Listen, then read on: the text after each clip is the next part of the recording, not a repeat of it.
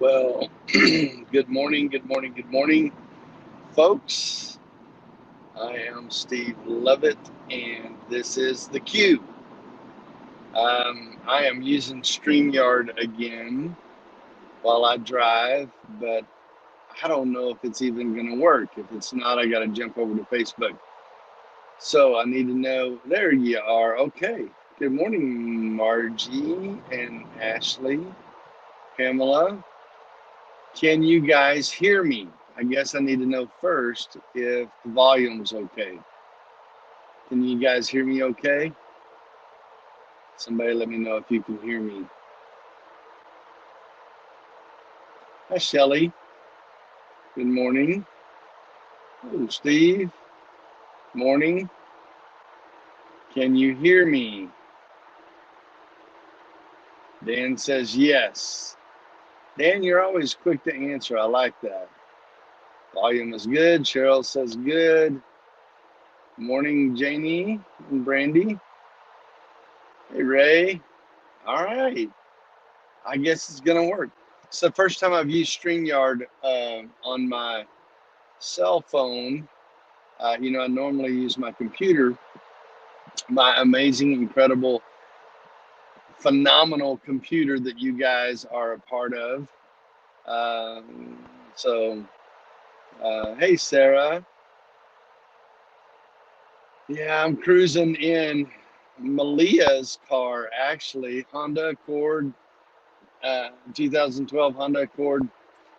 Whenever we got Marty a new car, Malia is buying this car, paying us for her Honda Accord. And it was in Colorado. Malia is now transitioning to Texas to go to school, hopefully. Actually going to try to find her a living situation in New Braunfels, and she's going to go to school in New Braunfels, San Antonio area. So she needs her car. And so I am driving it from Colorado to South Texas. In case you're interested, I'm somewhere between La Mesa and Big Spring, Texas. Looking at a beautiful sunrise behind the camera here. We left early this morning. So good morning, Sue and Nikki, Don. Good to see you guys. I thought today, by the way, I am Steve Levitt. If you don't know me, I am Steve Levitt, and I have a quiet time every morning with this amazing, incredible group of folks on here called the Q Crew, and we call this the Q because it's the quiet time with Steve Levitt. We've got a bunch of folks that meet together every morning, 7:30 Central, and just some sweet fellowship time for sure.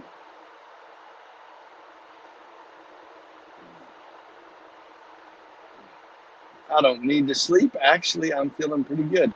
Hi, Stephanie. Good morning.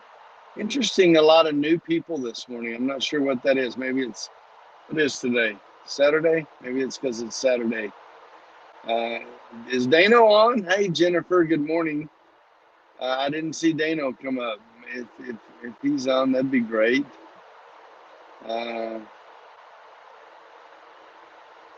All right, so we got a great topic today.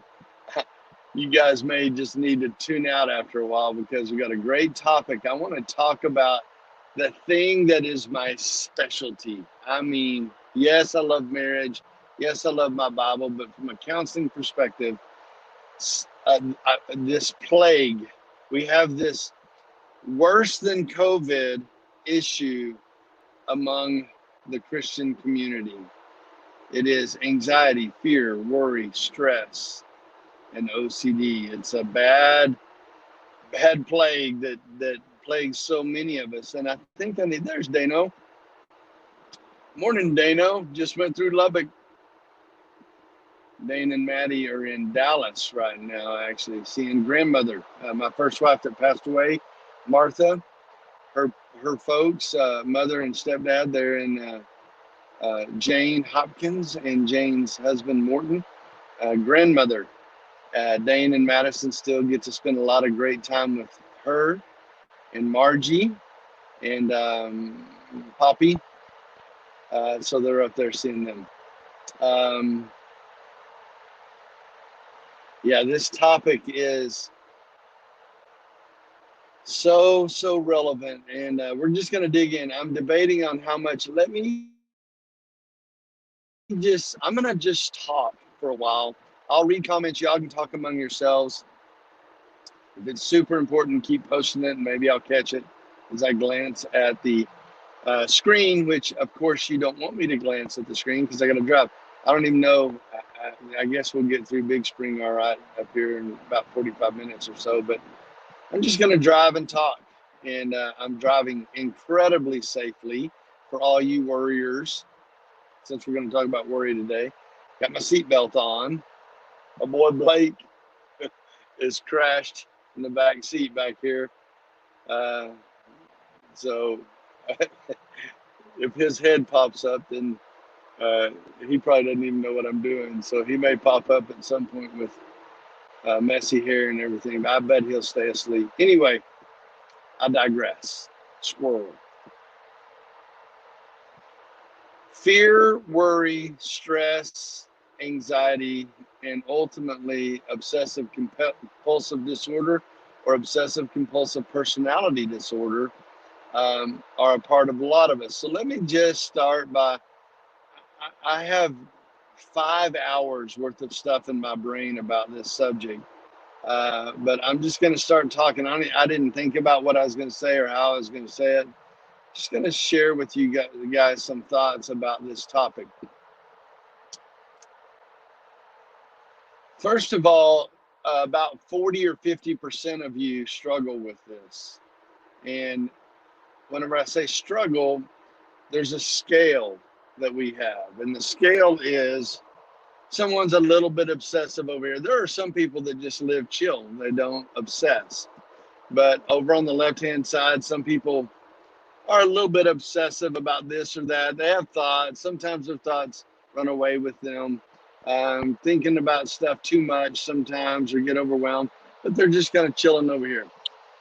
A little farther to the right, big truck, a little farther to the right would be the person who is pretty obsessive, and that obsessiveness kind of throws out and triggers out some anxiety and maybe even a panic attack every now and then, but overwhelming generalized anxiety, where you live just kind of tight, anxious, nervous, fearful, worried, maybe socially awkward.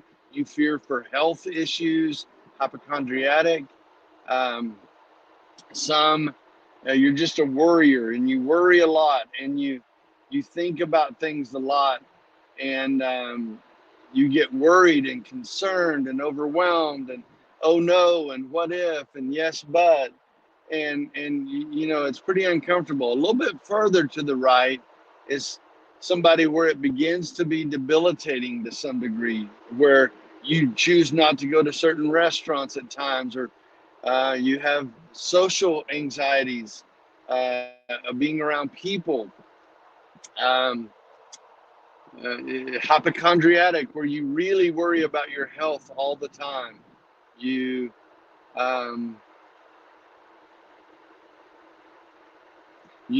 worry about the safety of the people around you. You mamas worry about your kids and their safety, and your spouse, and you have pretty frequent panic attacks, and you start fearing those panic attacks. And the fear of a panic attack is called anticipatory anxiety, where the fear of having an anxiety attack causes you to have an anxiety attack, right?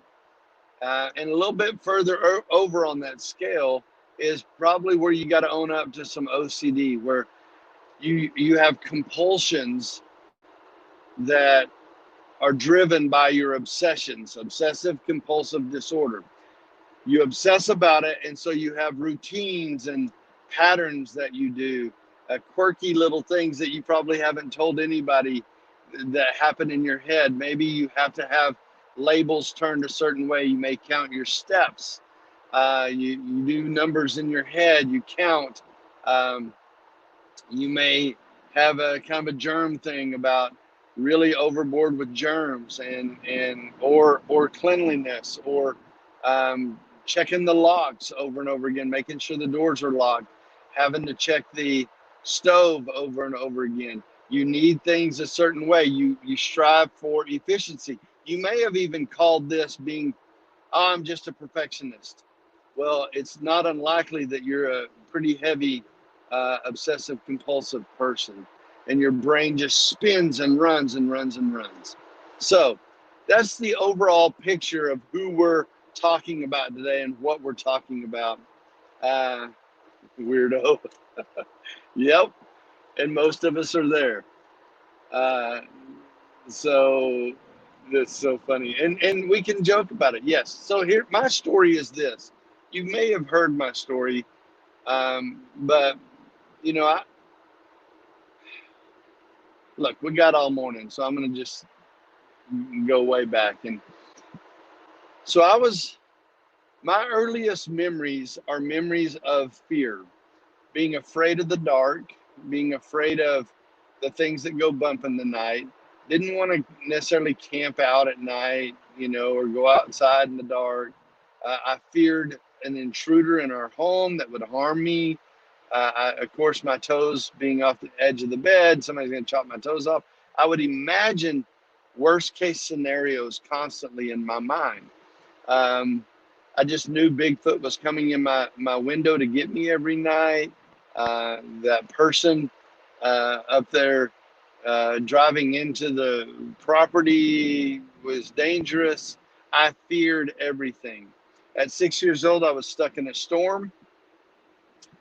Paladura Baptist Church one Sunday night, tornadoes, windows getting busted out, huddled down in the middle of the church, severe storm. And from then on, any type of weather issues, I would have a panic attack. I would lay in bed shaking at night, any kind of storm.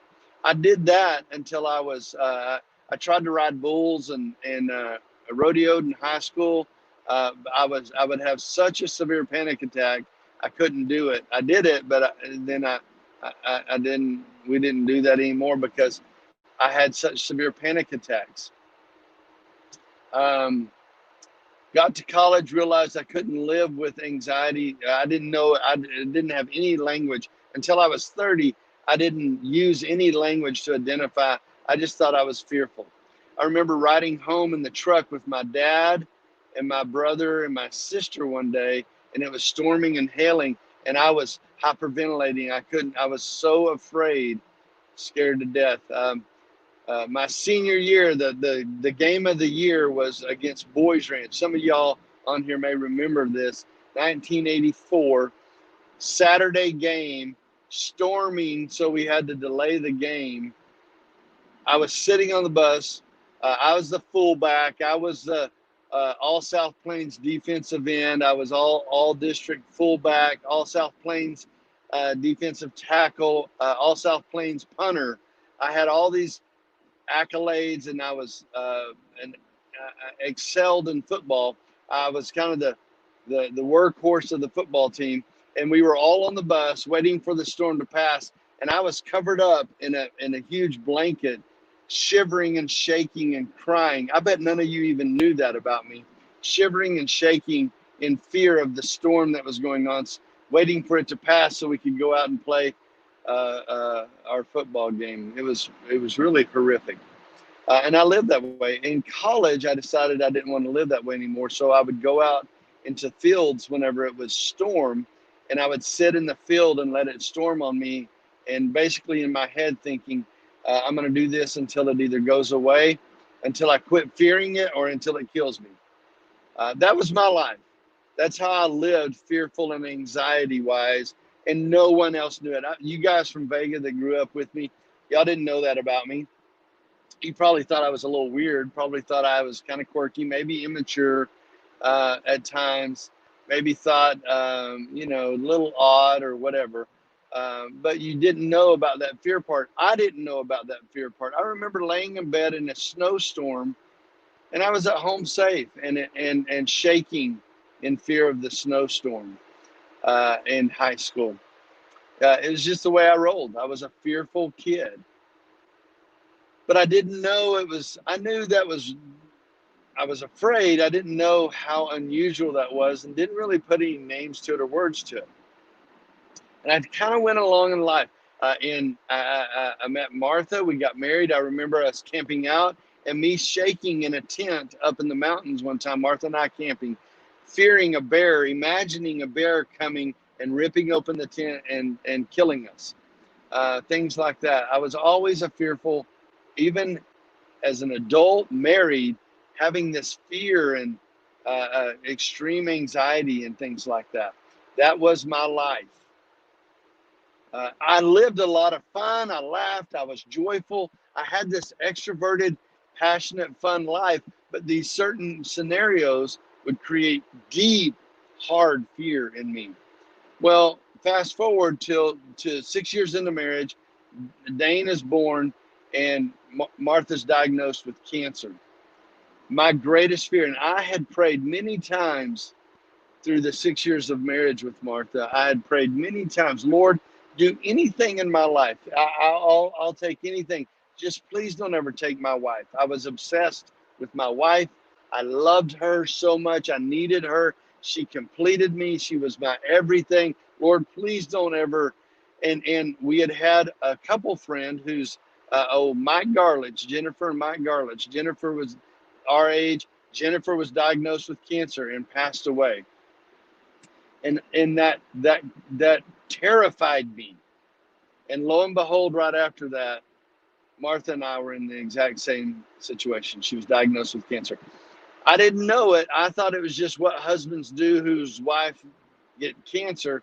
I went into a panic attack at that point. And for a year, I lived in a solid panic attack. I just thought that's what you must felt whenever your wife was cancer and you're afraid she was going to die. I lived in a constant anxiety panic attack for for 8 months of her illness. At 8 months in, we thought we were ahead of it. We gave birth to Madison. She was pregnant for that whole time, going through chemotherapy. I remember sitting in the hospital. Some of you may have heard me tell this story. I remember sitting in the hospital, the first round of chemo that Martha was going to get. No one else was there. They started the chemo. They were going to start it that night. It was about 10 or 11 o'clock at night. They brought in the IV bag, got her IV hooked up. We were in a hospital bed in the hospital. And then they brought in the devil, the red devil. I call it the red devil, this bag of chemotherapy that was going to attack the cancer and try to kill it. And I watched that nurse. It was dark in a room. They had given her sedative, so she was chilling. And I sat next to her bed. I spent a year in the hospital. That was my new place. But I was sitting there. They hooked up that bag and they stuck it into her PICC line. And I watched this red blood-colored chemotherapy go down the IV tube. And I remember it like it was yesterday, and kind of wind its way around into the PICC line and going down the IV tube and into her body. And I immediately looked over at her chest. She was asleep.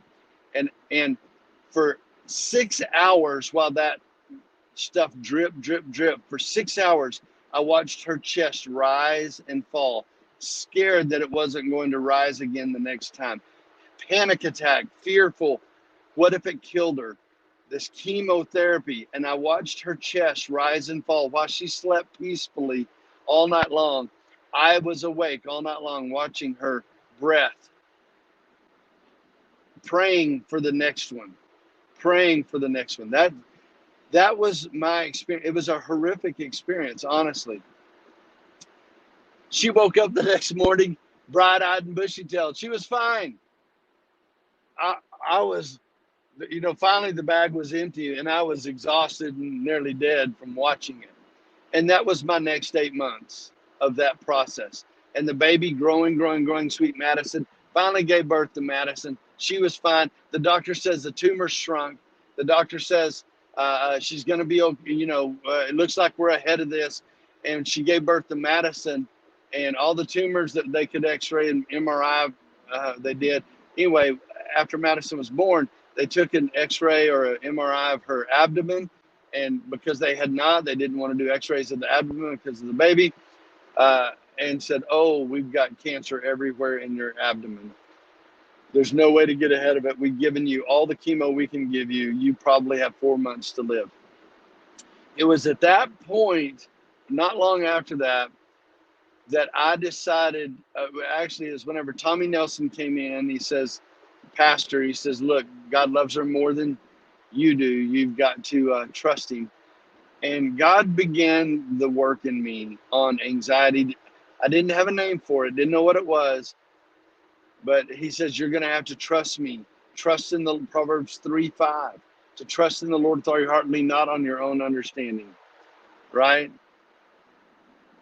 And I began to think, I've got to contend with this fear that I have. And I literally said, "I give her to you, God." In that moment, I remember I see room, a lavender wall, leaning against it, crying. I remember this moment like yesterday.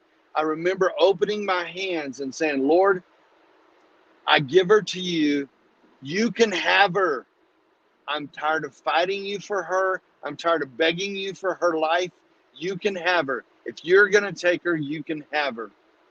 I pray that you will save her. That is the desire of my heart." But like Christ said, "Lord, take this cup from me, but thine will, not my own," was my new prayer. You can have her. I release it. I surrender. I accept the worst case scenario. Catch me on that. I accept the worst case scenario in my mind. For 30 years, I had feared my worst case scenarios. For 30 years, I'd lived under the fear of, name it, 100 different things. The fear of this, the fear of that. I'd lived under that fear, and I said, I release it. I surrender. I accept my worst case scenario, and I gave up my greatest fear and said, "You can have her." And I began, as she got sicker and sicker and closer to death, I became less and less anxious and fearful. I became more peaceful. I became more thankful. Philippians 4, 6, and 7. Be anxious for nothing, but in everything with prayer and petition, with thanksgiving, let your requests be made known to God. I began to thank God for her cancer. I began to thank God that it looked like she was going to die. I began to thank God for the loneliness that I was going to experience for the next lifetime, I thought. All the fears, all the worries, I was thanking God for that. I was surrendering my fears and my worries, and I was accepting the worst case scenario. And that began my journey that's led to a book, a CD series, DVDs, and 20 years of tremendous work and help with people who deal with fear, worry, stress, and anxiety. All based in, by the way, the genetic disposition that you have to obsessiveness. If you're one of these, I'm sorry, I'm not reading comments. I'm just going here. If you're one of these folks like me, and many of you are, the root issue is that you have a genetic disposition to being obsessive. Your brain obsesses, and it goes from 1 to 10 automatically, 10 being worst case scenario. Most people can stop at a 3 and go, "That's irrational, that's silly, I'm going to not go down that road." People like you and I, we go from 0 to 10 to the worst case scenario. And in doing that, let me just start explaining this. What happens whenever your brain goes 0 to 10, worst case scenario, it now feels like you are in imminent danger. Now I'm living in danger. Now there's danger around me. I'm in a dangerous position. When really you're just sitting on the couch or sitting in church or at a restaurant or at a movie theater, and there is no truthful danger. You are living in an irrational lie and living in danger. I am in danger which sends a signal back to your brain. And then now your brain says, oh, you're in danger. Well, God gave us resources for when we're in danger. You know what your body does whenever you're in danger? It goes into fight or flight mode. I'm in danger. There is a bear chasing me. And so I am in danger. Once your body and your mind thinks you're in danger, it goes into automatic fight or flight mode. I need to fight off this danger, or I need to flight, get away from this danger. The first thing that happens is your body releases massive amounts of adrenaline. That's that hot flash you feel whenever you're starting to have a panic attack. A hot flash comes over you.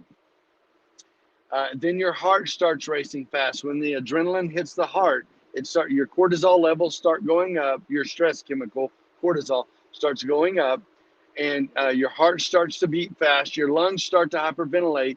You feel like you can't breathe. Your lungs start to hyperventilate because it thinks your body needs more oxygen in your bloodstream, so you'll have endurance so that you'll have endurance to overcome and run away. I'm breaking up here a little bit because I'm going, oh yeah, they just did all this stuff at Big Spring. I don't even know. I may be going to Mexico right now. I'm not sure where I am. I've driven this 1,000 times. I think this road keeps me going all the way correctly onto San Angelo. So we'll be fine. Some of you San Angelo, Big Spring people, right? 87, the new road around, right? Do I just stay on that road? Somebody Google that for me right quick. I'm on 87 South. This is where you guys are great. 87 South, the new road around Big Spring. I think I just stay on 87 and it'll feed me right on down to San Angelo. I don't need to exit anywhere, I don't think. So you guys can tell me that. And I think the dude in the truck next to me is pretty entertained that I'm talking by myself in the car to a camera. I know where we are. I'll pick it up right here. Yes, stay on 87. Can't write a lot because I can't read a lot at one time. I think the road just stays going and I don't have to exit anywhere. That's what I'm worried about, this new little thing. All right, here we go back to where we were. Mexico's cool. I'm good with that. I don't have anything else to do today. Your brain says danger, danger, danger. Your body goes into fight or flight. Adrenaline to the heart races, lungs, hyperventilation. Here comes the sun, da-da-da. Here comes the sun. And I say, it's all right. Here's another thing that happens. It thinks that it needs to protect your vital organs. Yes. All right. Gotcha. Thank you guys. I'm going to stay on 87. We're good. I know I stay on 87, but I didn't know if there was an exit I needed to watch for off of this road around Big Spring. Your body thinks it needs to protect your vital organs, so it draws the blood out of your extremities. And that's why your hands and feet get cold. If you have lots of anxiety, you get cold hands, cold feet. You might even experience tingling and sensations in your extremities because it's drawing the blood out of your extremities, right? And then the stomach, the good old stomach in relation to anxiety, not good, right? All you guys who have anxiety all have stomach issues, chronic diarrhea, nausea, you feel like you're going to throw up, your stomach is bloated and nasty feeling all the time, because if you're high anxiety, it's constantly throwing overloads of acid, gastroesophageal reflux, stomach acid, ulcers, irritable bowel, you name it, we all have it. And it's because your anxiety is constantly throwing acid into your stomach, trying to vacate your stomach, get all the contents out of your stomach so it can shut your stomach down, because that's not a vital resource. We need to shut it down and not use it right now because we're protecting vital organs. This is all due to your mind thinking you're in danger and that you are in fight or flight. Not good, right? Yeah, me again. That's it. Always. Ashley, everybody thinks I'm some brilliant guy. We're just all the same. It's always the same. Everybody's always the same on this. So I'm sorry, I'm still kind of watching here. There's I-20, not going to take that. Abilene, El Paso, staying off of I-20. Plus the sun just came out and it's really in my eyes. And pretty good driver, by the way. I'm rocking it out and driving. I'm just having, woo, that's just, even when that sun's just at that right place where it's in your way. Hang on. Yeah, I'm thinking pretty much I just stay where I'm going here. So you got the stomach issues that always happen, right? Along with headaches. By the way, in children, the way to recognize children with anxiety, they have two things they'll say over and over to you again, over and over again to you. They have a headache, a stomach ache, three things: headache, stomach ache, and separation anxiety. That's how you know a kid is having high levels of anxiety. Is they always have stomach aches all the time. My stomach hurts. And then don't be that parent that keeps shoving food down their throat because by golly, you got to eat. Their stomach is messed up because of anxiety. They have a headache and always separation anxiety. They'll say things like, "I was worried about you while I was at school if something bad was going to happen to you," or "I was worried you weren't going to pick me up." Classic sign of an genetically dispositioned obsessive kid that's having anxiety. Don't just ignore that kid or make them push through it. You need to call or talk to me or get some help. That kid needs to be taught about anxiety. Start using the language. Tell them about anxiety. Uh, Tell them about that you're obsessive and you have anxiety, and we've got to learn to deal with that and talk to them about that. So, oh, my stomach hurts to have a headache. I was that kid. Yep. Ashley, I got you pegged. We know exactly. I mean, that's just the way it was. So all that is related to this obsessive brain that's taking you down a dark road to the worst case scenario, making you fear this worst case scenario that isn't true, shooting back into your brain, going fight or flight. Oh no, danger, danger, danger.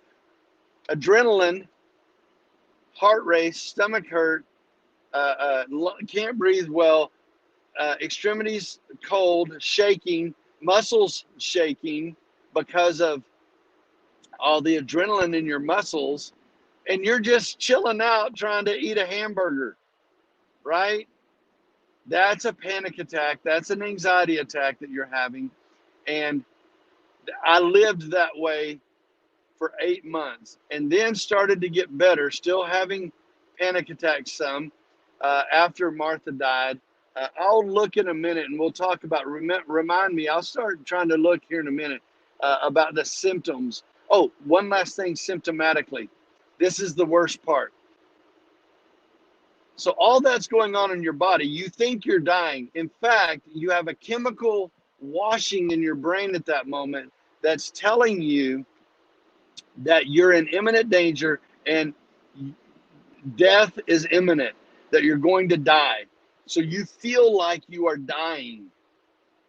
Literally, you have a chemical washing over your brain, telling your brain that you must be uh, dying and you must do something to. That's why you want to feel like you want to crawl out of your skin. You want to run away. You want to get away. You want to do this. You want to do that. I'm dying. Take me to the ER. I'm having a heart attack. Um, uh, Call the ambulance, 911. Because it feels like you're dying. By the way, again, I lived that way full bore for 8 months. Another year after Martha died, I had this off and on. Even after I got my thinking right, I'm going to go through the processes in a minute. But even after I got my thinking right, my body had now learned to live in anxiety. So for no reason at all, my body would just release adrenaline and I would have a panic attack. Just hanging out. I'm like, here we go again. For another year, I was doing that. Still didn't have a word for it. Didn't call it anxiety. Didn't know what it was. Just thought I was dying. Hypochondriac. You asked me that day, I can tell you what I was dying of terminally that day. Something different every day. Toenail cancer, hair follicle disorder, uh, uh, uh, heart attack. I had a heart attack every day for 2 years. I was certain I was having a heart attack at least once, 3 or 4, 5 times a day for 2 years, every day. That's how I lived. And I finally said, and Martha did pass away about 4 months after that one experience. Martha did pass away, went through the funeral. Dane and Madison and I at home alone. I was lonely. I was grieving, 2 little kids to take care of. I'd lay in bed shaking every night in constant panic attacks. It was a pretty difficult season of my life, just to let you know. It was a pretty difficult season of my life, right? Oh, there's Rose tuning in. Yep. You guys, good. Keep talking among yourself. I'm not going to pay attention. I'm being safe. I'm just waxing. I'm just telling you all my stuff. Blah, vomit here. So about 2 years after that, I was counseling. I had my degree now. I was in the counseling field, and God just somehow laid something out for me. It was a video series from the clinic, the 2 psychiatrists in Dallas at the time, and the big clinic, and they would come and speak at DTS and teach the 2 psychiatrists, Christian psychiatrists. Unbelievable. Frank Minirth, Paul Meyer, the Minirth Meyer clinics. It was from Frank Minirth and Paul Meyer, and it was a video series on anxiety, and I watched it, and just like you're doing right now, I watched it and went, cha-ching, cha-ching, yes, yes. How do they know? Amazing.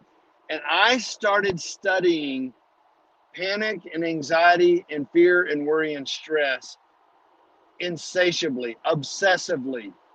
And I poured into understanding this thing that was happening. I got on Lexapro. I got on an SSRI, an antidepressant, a selective serotonin reuptake inhibitor. It made sense to me that my serotonin was low. It had always been low, but through my trauma, most of you can trace your anxiety back to a trauma. Through my trauma, it really depleted all of my serotonin. And the result for some people is depression. For me, it was anxiety. And so now we're on a loud, rough road. Sorry. Through my trauma, I had completely lost all my serotonin. So I took an antidepressant, selective serotonin reuptake inhibitor. The most common one that psychiatrists prescribe for anxiety is Lexapro. If you don't have anxiety, but you're obsessive and OCD, they'll typically do something like Zoloft, maybe Prozac. But for anxiety, they'll do Lexapro or Celexa. Back in the day, it was Paxil, now Lexapro. They also prescribed for me something that was amazing. It was a benzodiazepine, old school name Valium, now Xanax, Klonopin, Ativan, alprazolam, clozapam, and I forget the generic for Ativan. But these are PRN as needed. So whenever I would feel myself getting anxious, breakthrough anxiety, even though I was on the antidepressant, Lexapro, if I had breakthrough anxiety, I could take these Xanax and it would immediately calm my system down and return me back to normal immediately, 20 to 30 minutes. It was a gift from God. I do not apologize for it. It was beautiful. God gave it as a gift. And now, all of a sudden, this little pill, I had power over my anxiety rather than it having power over me. I knew I could make my anxiety go away by taking that little pill. And it worked, and it was beautiful, and it was amazing. So over about a year period, my anxiety just went down and down and down. My stress went down and down and down. About a year, I could quit taking the med, and I did, the SSRI, and I quit taking it. But I kept the Xanax in case I ever had breakthrough anxiety. if I ever had any breakthrough anxiety, which I did some. Um, oh, goodness. So I got a policeman ahead of me. So what I'm going to do is I'm going to slow down and set my, I don't know what the speed is here. So I'm going to let him go on ahead of me. I don't know if I was speeding or not. He's slowing down. So hang on. I'm going to act like I'm not talking on my phone.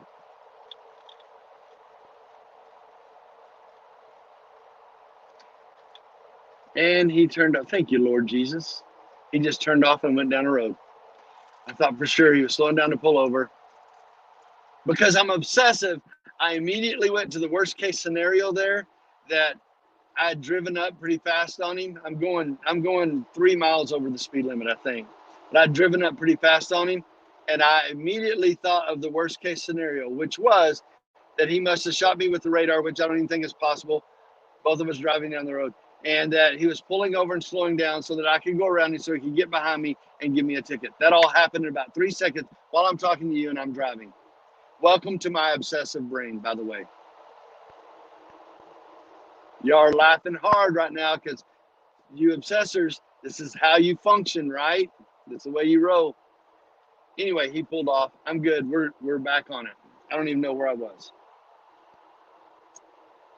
I got off the medicine. I continued. I still carry Xanax with me in my bag so that if I ever have another panic attack, I can take it. I haven't had a panic attack in years. Over that year, I got better and better and better. Anxiety went away further and further, but I still kind of had panic attacks off and on as time went on for the next 5 or 6 years. They got further and further apart over that 5 years. Woo! West Texas, oil well, stinky. You guys know the smell, right? You got Pamela, you know the smell out here. There's a bunch of oil wells around. It smells like rotten eggs. It's kind of the smell of money, though. It's even a little better than manure, the smell of money in a feedlot. But I can smell it strong right now. And it's a little warm in here. I'm going to turn the AC down. So I still carry Xanax, but my serotonin, my body learned how to produce serotonin correctly again, and now my body's healthy. But that's not, the medicine isn't what fixed me. It was one of 4 things that fixed me. Oh, good, we get to get off the loud road.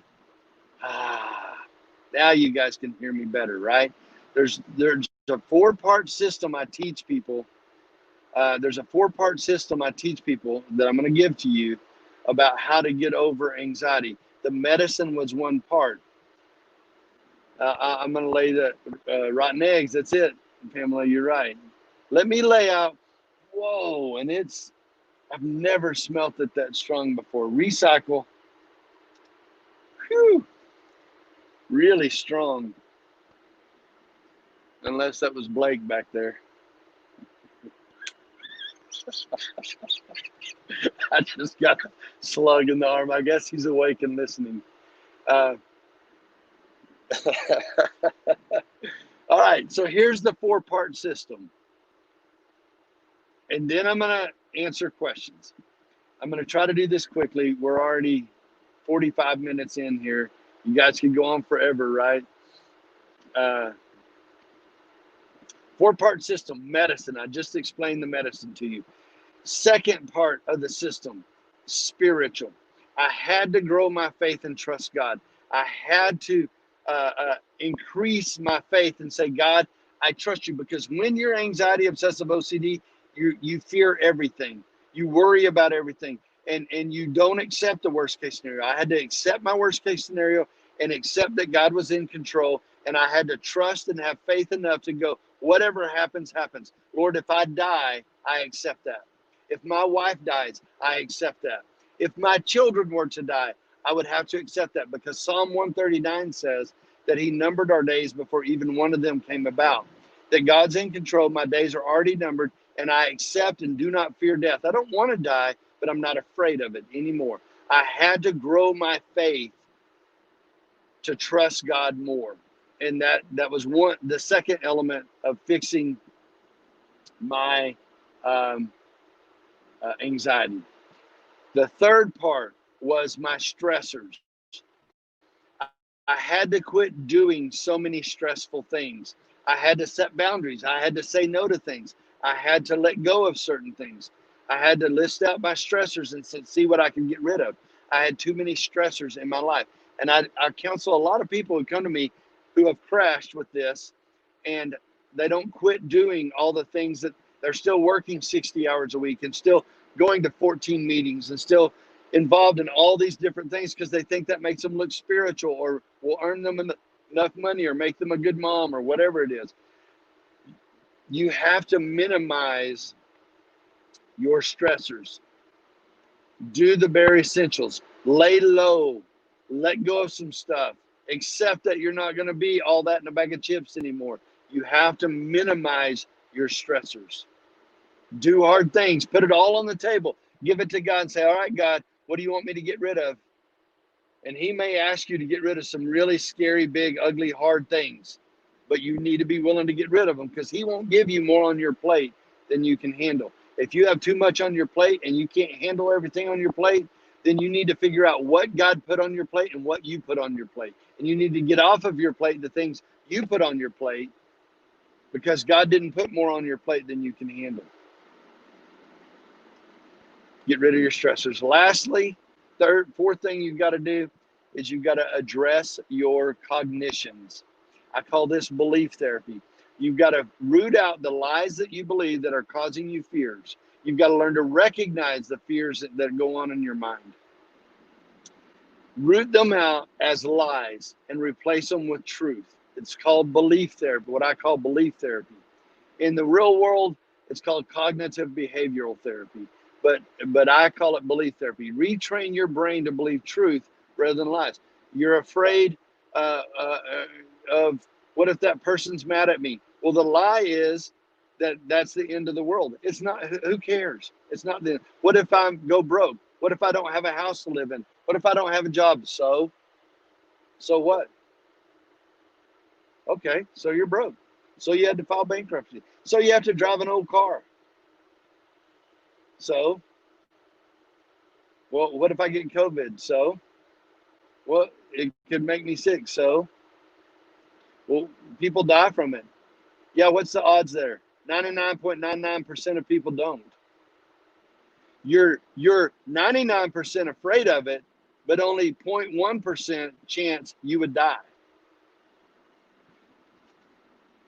You have this much fear, but only this much truth to your fear. You're believing a lie. Adjust your fear to the truth, which is the statistical odds and the truth. You ever known somebody with cancer that is dying and they're not afraid anymore? They've adjusted the truth to reality. They've accepted the worst case scenario. I was more afraid of having a heart attack than people who have had a heart attack. You have to adjust your fear. Well, you guys are riding away, aren't you? One more thing I'm going to tell you, and then I'm going to turn to questions. Let me explain the way your brain works. I've explained the adrenals and the panic attack. Let me explain. This is more for my severe OCD folks. Inside your brain, in your medulla oblongata back here, that's where your thoughts originate. If you're obsessive, then you have intrusive thoughts, these dark, awful thoughts that pop into your head that you'd never tell anybody because they're so awful and terrible. That's classic to all OCDs. And you have doubts, so you question, yes, God, but, or yes, but, what if, even, am I really a Christian? Am I saved? Am I even, do I really believe? Is there even a God? That's all classic.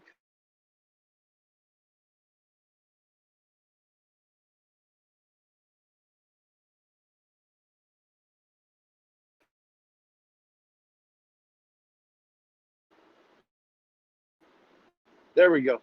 That all originates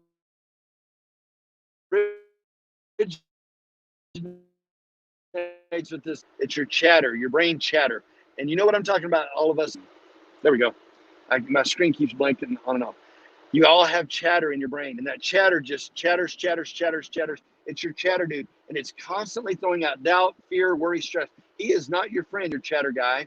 He's not your friend, and he's constantly throwing out chatter. And you know what I'm talking about if you're an obsessor. So your frontal cortex, your frontal brain, your frontal lobes are the part of your brain that filters out. So your frontal lobes are listening and observing your chatter. And your chatter constantly goes. But your frontal cortex is supposed to be the part of your brain that filters that out and says, that's irrational. That's not true. You don't have to act on that. You don't need to do that. In fact, just keep going along your way. But some of us don't have very good frontal lobes, and low serotonin makes your frontal lobes not work very well. But good, healthy people who don't fear and worry and obsess, their frontal lobes process and filter out all the chatter garbage that comes out of your chatter dude.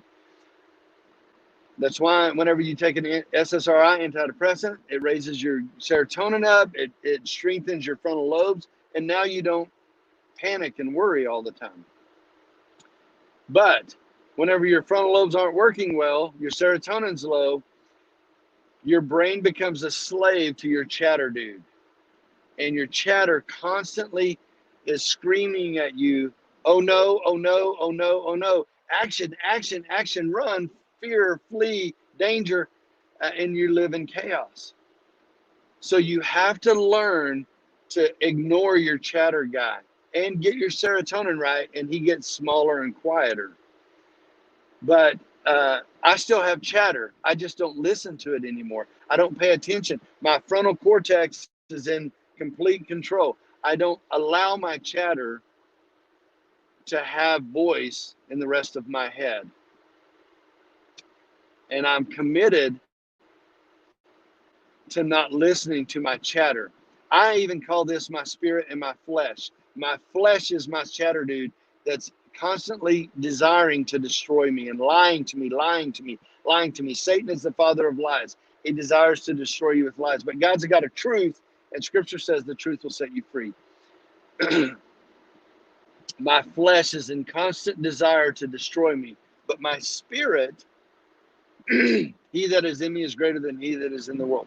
My spirit, my frontal cortex, is reasoning with me and feeding me truth and truth over and over again, right? Woo, dead cow, coyote. So, I think I got it all out. It took me 52 minutes. There's a whole bunch more, but that's the general part. So I'm going to take a break here, get a drink of water. Now I'm going to glance down at questions.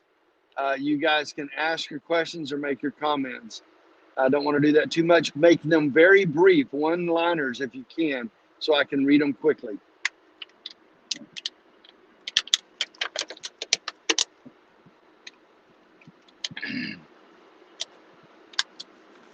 The truth shall set you free. That's right, Tony. I don't know what, Pamela, you're saying not to something, but sure. Best 52 minutes ever. Ashley, bless your heart. I know you're such a stressor. Yes. Watch it over and over again and keep learning. Jennifer says, great. Thank you. Safe travels. Got to fix breakfast. Go fix some breakfast, Jennifer. You're welcome. All right, Sue. Sorry, I can't read that much. Got to make, if you want me to read it or respond to it, it's got to be a short, quick one-liner. I'll hang on for a few more minutes. Blake, did you listen to all that? Yeah. Make sense? Yep. Blake's my stressor. Well, Blake, Madison, and Dane. Really, and Malia. I guess all four of them have pretty high levels of anxiety and stress. So they're learning. They're still learning. All right, here we go. Yes. Pamela, all I saw was not and then yes. I don't know if there was something I missed there. Oh, sorry. Got a little bit, first time, a little bit off the road. Genetics trained by my upbringing, both, Shelley. Both. Always genetics. Always genetics. Oh man, I'm gonna mess this up. Uh, always genetics involved. I'm just gonna go to the end. Sorry, I can't. I'm not gonna mess with this. Joni Redding says, "Hi Blake." Joni's boy and Blake came up through the ranks together all the way through. Um, always genetics, yes. Then environment. If you grew up in an environment with a crisis junkie, parents who were oh no all the time and fearful and phobic and anti-government and the sky is falling and the government's terrible and people are evil and dangerous, they taught you to fear. By the way, parents, don't do that to your kids. Don't raise your kids that the world is dangerous and awful and scary and people are bad and government's after you. Don't raise them that way. They'll grow up fearful. Instead, raise them with sunshine and joy and hope. All right. Next question. I'm going to just look at whatever's next towards the end here. Really helpful. Thank you, Sue. You too. Joni says, hi, Blake. Tony says, really helped today. All right. I can look down if there's another question or comment. Pamela, my mother was a crisis person. Life was always bad, and that will make you a crisis person. It will make you fearful and worried. Instead, I choose to live in La La Land. Half full glass. It's all good. My mama raised me all good. Mama D, if you're watching, thank you. Uh, Life is good. It's going to work out, and God's good. And I think that's helpful. Our parents ignored us, so the siblings, yeah, I think that caused our anxiety. Yep. Well, abandonment causes anxiety because you don't have a safety net. If you have severe traumas as a kid, lose a parent or friend dies, something like that, all of a sudden, this is important. A lot of anxiety starts whenever you hit the reality of life. At some point in your life, you realize, oh, life is hard things happen and people die. That's supposed to happen in mid-20s, whenever you're mature enough in your brain to handle that. Before that, though, if it happens before that, then all you know is life is now not safe and you don't have the facilities to manage that. You will start having anxiety, fear, worry, and stress.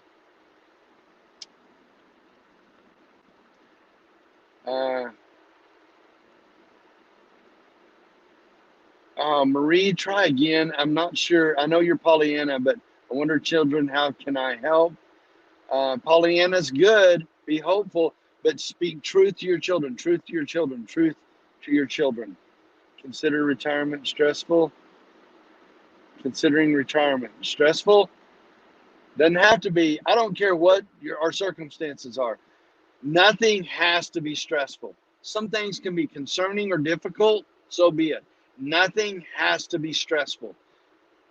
You can throw in, ask my wife if she's on here, she'll validate. It irritates her that I won't live in stress. It irritates her that I won't worry about bills. I won't worry about money. I thought that was a cop, but it's a GT in the ditch, a brand new GT. Ooh, GT had a wreck. Probably on some icy roads recently. Bummer, dude. Sorry. Totally don't know where I was, but I irritate my wife because I won't worry about anything. I'm just not going to do it. I've worried enough for 40 men in one lifetime, and I'm done. You cannot stress me. I am not going to be afraid anymore. I'm over it. No more stress. Well, we've been on here an hour. Don't worry before you have something to worry about, recognize. Yeah, you guys that are all saying, hey, watch the road, keep your hands on it, whatever. I'm sorry. I'll honor you and be respectful and say thank you, but I'm just not afraid, and I'm not going to worry. I'm done. I'm over it. I may die early, but I'll die happy. I'm not going to die at 90 having lived a life of fear and worry. Might as well not have lived at all. And I bet I'll outlive a bunch of you guys because I'm just done. Stress is hard on your body. Rose, I can't read it all, but I bet it's wise. Read whatever Rose just said on there. She's a wise woman. Pamela's a wise woman. Yep, I'm done. No more stress. Yep, preach. All right, I guess we'll wrap this up. I might need to even eat some breakfast. It's 8:30 now. Uh, this is a good hour. Good on you guys. I'm not going to pray because I'm driving. You guys can all throw up a prayer if you want. That's great. Pray for this group. I will go back later on, probably this evening, and read all these comments. You can message me later. I do counseling in the evening. If somebody really needs some help with this, so I charge $140 if you want to connect with me in the evenings. I do some counseling there. We also do counseling through Rock Your Family, my counseling center, but you can just call me in the evenings if you want to. So, hope it's been helpful to you guys. I'm done. Plus, I'm kind of tired of talking, believe it or not. Hopefully, it's been a blessing to you guys. Keep on keeping on. We'll see you back here tomorrow morning. Oh, yeah, tomorrow morning, same time. We're all good tomorrow morning. We're actually headed out of town Monday, but it'll still be fine too. So we'll just keep meeting every morning like we're doing. I'll see you at 7:30 Central tomorrow morning.